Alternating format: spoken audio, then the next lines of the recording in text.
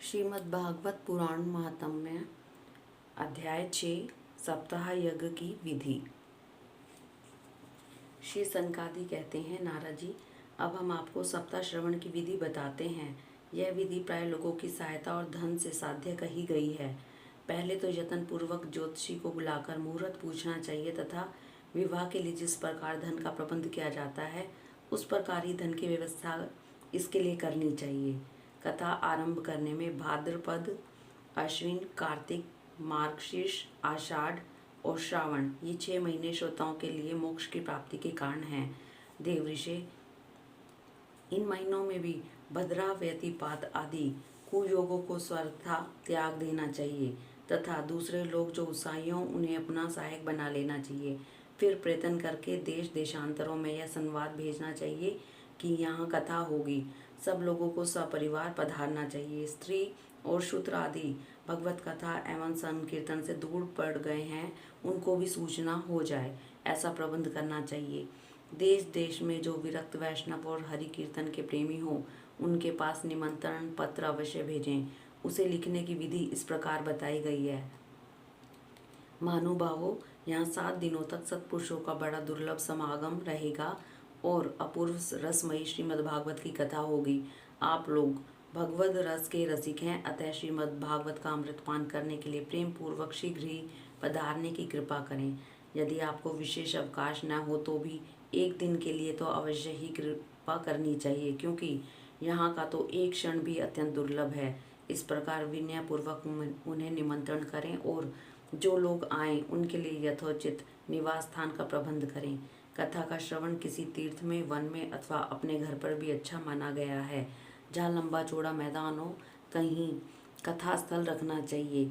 भूमि का शोधन, मार्जन और लेपन करके रंग बिरंगी धातुओं से चौक पूरे।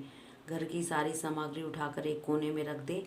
5 दिन पहले ही यत्न पूर्वक बहुत से बिछाने के लिए वस्त्र इकट्ठे कर लें तथा केले के खंभों से सुशोभित एक ऊंचा मंडप तैयार करें।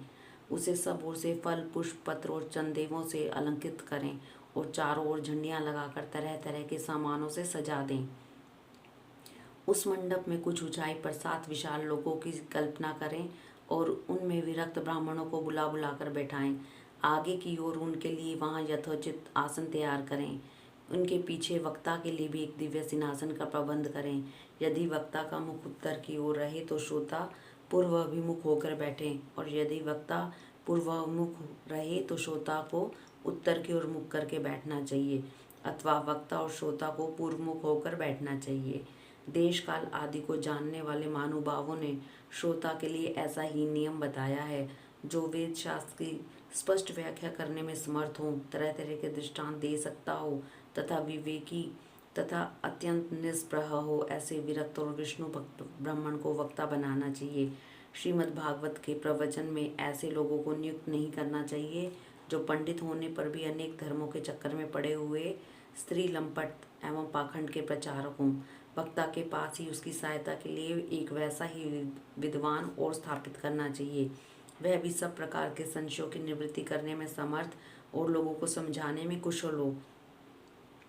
कथा प्रारंभ के दिन से एक दिन पूर्व व्रत ग्रहण करने के लिए वक्ता को शोर करा लेना चाहिए तथा अरुणोदय के समय शौच से निवृत्त होकर अच्छी तरह स्नान करे और संध्या आदि अपने नित्य कर्मों को संक्षेप में समाप्त करके कथा के विघ्नों की निवृत्ति के लिए गणेश जी का पूजन करे। तदंतर पितृगण का तर्पण कर पूर्व पापों की शुद्धि के लिए प्रायश्चित करें और एक मंडल बनाकर उसमें श्री हरि को स्थापित करें। फिर भगवान श्री कृष्ण को लक्ष्य करके मंत्रोच्चारण पूर्वक क्रमशः षोडशोपचार विधि से पूजन करें और उसके पश्चात प्रदक्षिणा तथा नमस्कार आदि कर इस प्रकार स्तुति करें। करुणा निधान, मैं संसार सागर में डूबा हुआ और बड़ा दीन हूँ। कर्मों के मोह रूपी ग्रह ने मुझे पकड़ रखा है। आप इस संसार सागर से मेरा उद्धार कीजिए। इसके पश्चात धूप दीप आदि सामग्रियों से श्रीमद् भागवत जी की बड़े उत्साह और प्रीति पूर्वक विधि विधान से पूजा करें। फिर पुस्तक के आगे नारियल रखकर नमस्कार करें। प्रसन्न चित्त से इस प्रकार स्तुति करें। श्रीमद् भागवत के रूप में आप साक्षात श्री कृष्णचंद्र ही विराजमान हैं। हे नाथ, मैंने भव सागर से छुटकारा पाने के लिए आपकी शरण ली है। मेरा यह मनोरथ आप बिना किसी विघ्न बाधा के सांगोपांग पूरा करें। केशव, मैं आपका दास हूँ। इस प्रकार दीन वचन कहकर फिर वक्ता का पूजन करें, उसे सुंदर वस्त्र आभूषणों से विभूषित करें।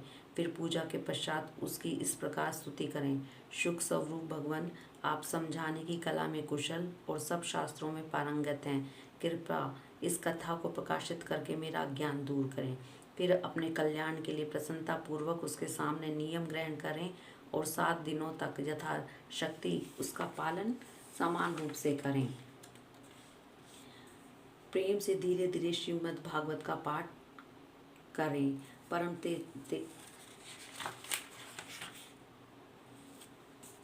कथा में विघ्न न हो उसके लिए 5 ब्राह्मणों को और वर्ण करें। वेदवाद अक्षर मंत्र द्वारा भगवान के नामों का जाप करें।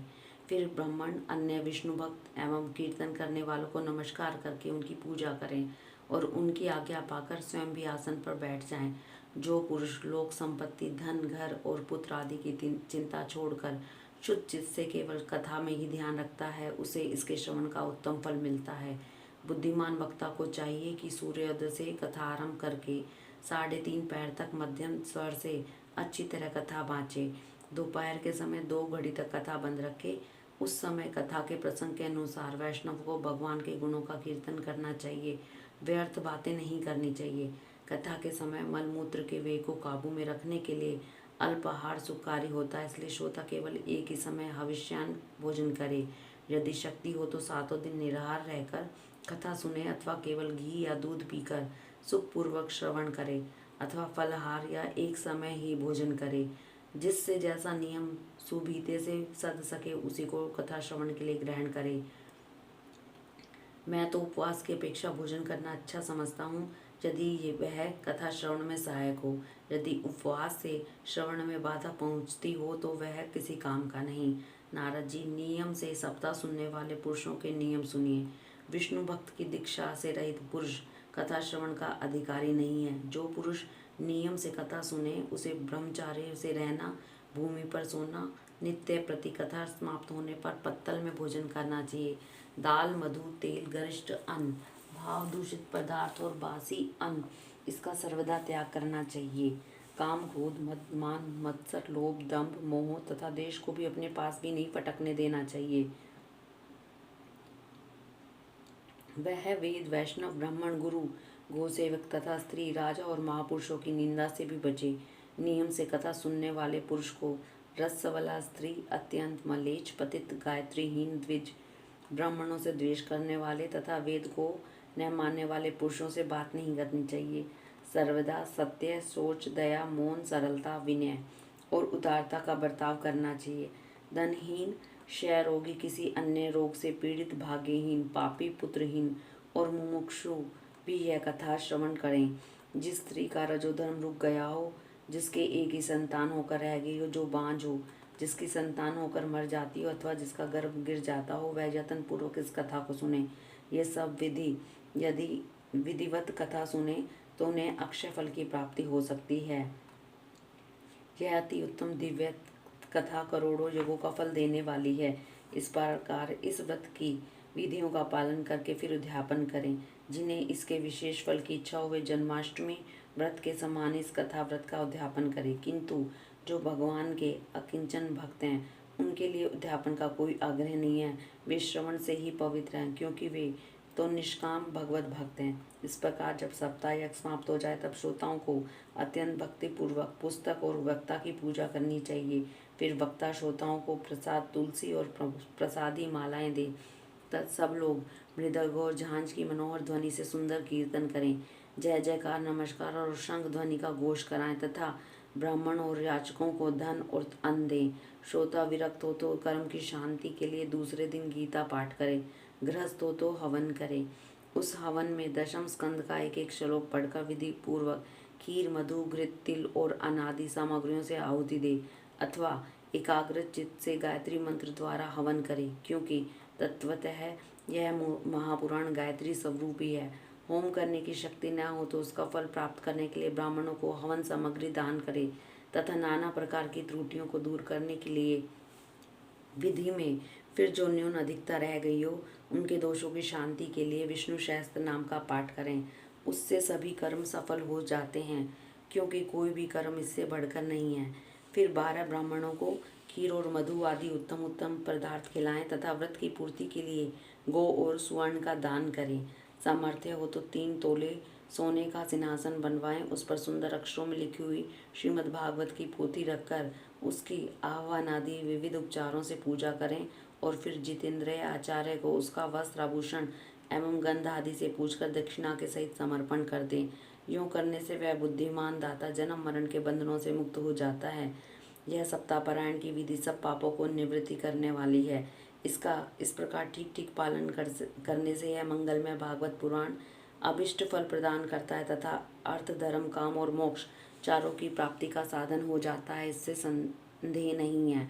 सनकादि कहते हैं, नारद जी, इस प्रकार तुम्हें यह सप्ताह श्रवण की विधि हमने पूरी सुना दी।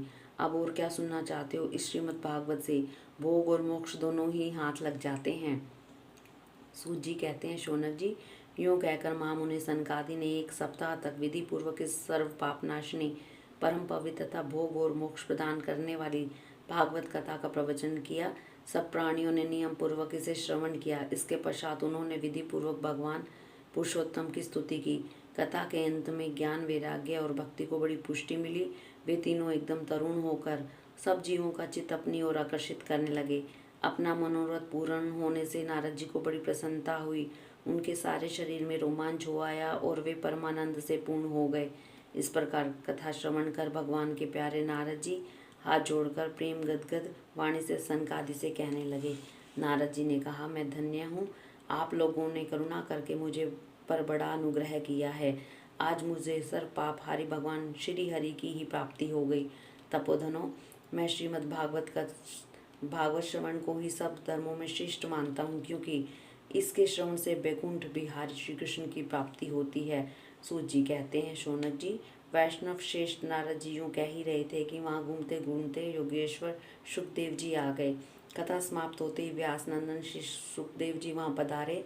16 वर्ष की सी आयु आत्मलाभ से पूर्ण ज्ञान रूपी महासागर का संवर्धन करने के लिए चंद्रमा समान वे प्रेम से भर धीरे धीरे श्रीमद् भागवत का पाठ कर रहे थे।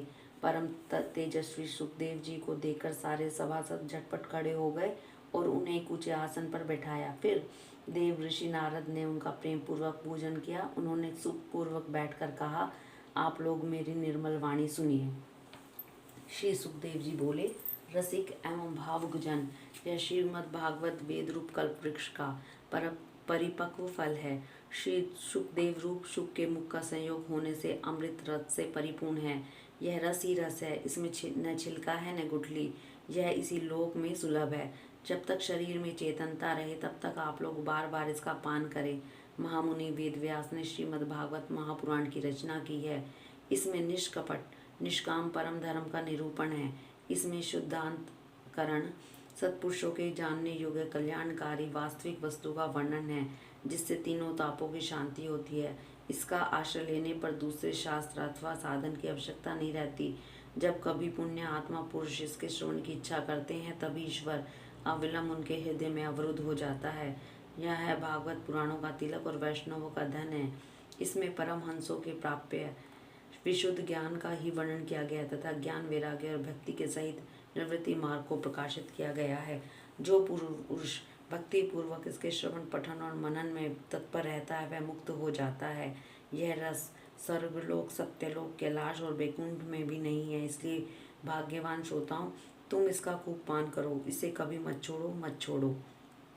सूत जी कहते हैं, श्री सुखदेव जी इस प्रकार कह ही रहे थे कि सभा के बीचों बीच प्रहलाद, बलि, उद्धव और अर्जुन आदि पार्षदों के सहित साक्षात श्री हरि प्रकट हो गए। तब देव ऋषि नारद ने भगवान और उनके भक्तों की यथोचित पूजा की। भगवान को प्रसन्न देखकर देव ऋषि ने उन्हें एक विशाल सिंहासन पर बैठा दिया और सब लोग उनके सामने संकीर्तन करने लगे। उस कीर्तन को देखने के लिए श्री पार्वती जी के सहित महादेव जी और ब्रह्मा जी भी आए। कीर्तन आरंभ हुआ। ब्रह्मा प्रहलाद जी तो चंचल गति होने के कारण करताल बजाने लगे। उद्धव जी ने झांझे उठा ली। देव ऋषि नारद वीणा की ध्वनि करने लगे। स्वर विज्ञान में कुशल होने के कारण अर्जुन राग अलापने लगे। इंद्र ने मृदंग बजाना आरंभ किया। सनकादिक बीच बीच में जय घोष करने लगे और इन सबके आगे सुखदेव जी तरह तरह की सरस अंगभंगी करके भाव बताने लगे। इन सब के बीच में परम तेजस्वी भक्ति ज्ञान और वैराग्य नटों के समान नाचने लगे। ऐसा अलौकिक कीर्तन देखकर भगवान प्रसन्न हो गए। इस प्रकार कहने लगे, मैं तुम्हारी इस कथा और कीर्तन से बहुत प्रसन्न हूँ। तुम्हारे भक्ति भाव ने इस समय मुझे अपने वश में कर लिया है, अतः तुम लोग मुझसे वर मांगो। भगवान के ये वचन सुनकर सब लोग बड़े प्रसन्न हुए और प्रेमाद्र चित्त से भगवान से कहने लगे, भगवान हमारी यह अभिलाषा है कि भविष्य में भी जहाँ कहीं भी सप्ताह कथा हो वहाँ आप इन पार्षदों के सहित अवश्य पधारें। हमारा यह मनोरथ पूर्ण कर दीजिए। भगवान तथास्तु कहकर अंतर्धान हो गए। इसके पश्चात नारद जी ने भगवान तथा उनके पार्षदों के चरणों को लक्ष्य करके प्रणाम किया और फिर सुखदेव जी आदि तपस्वियों को भी नमस्कार किया। कथा अमृत का पान करने से सब लोगों को बड़ा ही आनंद हुआ। उनका सारा मोह नष्ट हो गया। फिर वे लोग अपने अपने स्थानों को चले गए। उस समय सुखदेव जी ने भक्ति को उसके पुत्रों सहित अपने शास्त्र में स्थापित कर दिया। इसी से भागवत का सेवन करने से श्री हरि वैष्णव के हृदय में आविराजते हैं। जो लोग दरिद्रता के दुख ज्वर की ज्वाला से दग्ध हो रहे हैं, उन जिन्हें माया पिशाचिनी ने रोंद डाला और जो संसार समुद्र में डूब रहे हैं, उनका कल्याण करने के लिए श्रीमद् भागवत सिंहनाद कर रहा है। शौनक जी ने पूछा, सूत जी, सुखदेव जी ने राजा परीक्षित को, गोकर्ण ने धुंधुकारी को तथा सनकादि ने नारद जी को किस किस समय यह ग्रंथ सुनाया, मेरा संशय दूर कीजिए। सूत जी ने कहा, भगवान श्री कृष्ण के सब धाम गमन के बाद कलयुग के 30 वर्ष से कुछ अधिक समय बीत जाने पर भाद्रपद मास की शुक्ला नवमी को सुखदेव जी ने कथा आरंभ की थी। राजा परीक्षित की कथा सुनने के बाद कलयुग के 200 वर्ष बीत जाने पर आषाढ़ मास की शुक्ला नवमी को गोकर्ण जी ने कथा सुनाई थी। इसी के पीछे कलयुग के 30 वर्ष और निकल जाने पर कार्तिक शुक्ला नवमी से सनकादि ने कथा आरंभ की। निष्पाप शौनक जी, आपने जो कुछ पूछा था मैंने आपको उत्तर दे दिया। इस कलयुग में भागवत की कथा भवरोग की रामबाण औषध है। संतजन, आप लोग आदर पूर्वक इस कथा अमृत का पान कीजिए। यह श्री कृष्ण को अत्यंत प्रिय, संपूर्ण पापों का नाश करने वाला, मुक्ति का एकमात्र कारण और भक्ति को बढ़ाने वाला है। लोक में अन्य कल्याणकारी साधनों का विचार करने और तीर्थों का सेवन करने से क्या होगा। अपने दूत को हाथ में पाश लिए देखकर यमराज उसके कान में कहते हैं, देखो, जो भगवान की कथा वार्ता में मत हो रहे हो उनसे दूर रहना। मैं औरों को ही दंड देने की शक्ति रखता हूँ, वैष्णवों को नहीं। इस असार संसार में विषय रूप विष की आसक्ति के कारण व्याकुल बुद्धि वाले पुरुषों अपने कल्याण के उद्देश्य से आधे क्षण के लिए भी शुभ कथा का रूप अनुपम सुधा का पान करो। प्यारे भाइयों, निंदित कथाओं से युक्त कुपथ में व्यर्थ ही क्यों भटक रहे हो। इस कथा के कान में प्रवेश करते ही मुक्ति हो जाती है। इस बात के साक्षी राजा परीक्षित हैं। श्री सुखदेव जी ने प्रेम रस के प्रभाव में स्थित होकर इस कथा को कहा था। जिसके कंठ से संबंध हो जाता है वह बैकुंठ का स्वामी बन जाता है। शौनक जी, मैंने अनेक शास्त्रों को देखकर आपको यह परम गोप्य रहस्य अभी अभी सुनाया है। सब शास्त्रों के सिद्धांतों का यही निचोड़ है। संसार में इस सुख शास्त्र से अधिक पवित्र और कोई वस्तु नहीं है। अतः आप लोग परमानंद की प्राप्ति के लिए इस द्वादश स्कंद का रस का पान करें। जो पुरुष नियम पूर्वक इस कथा का भक्ति भाव से श्रवण करता है, जो शुद्धांतकरण भगवत भक्तों के सामने इसे सुनाता है, वे दोनों ही विधि का पूरा पूरा पालन करने के कारण इसका यथार्थ फल पाते हैं। उनके लिए त्रिलोकी में कुछ भी असाध्य नहीं रह जाता। श्रीमद् भागवत महात्म्य में समाप्त। हरि ओम तत्सत। हरि ओम तत्सत।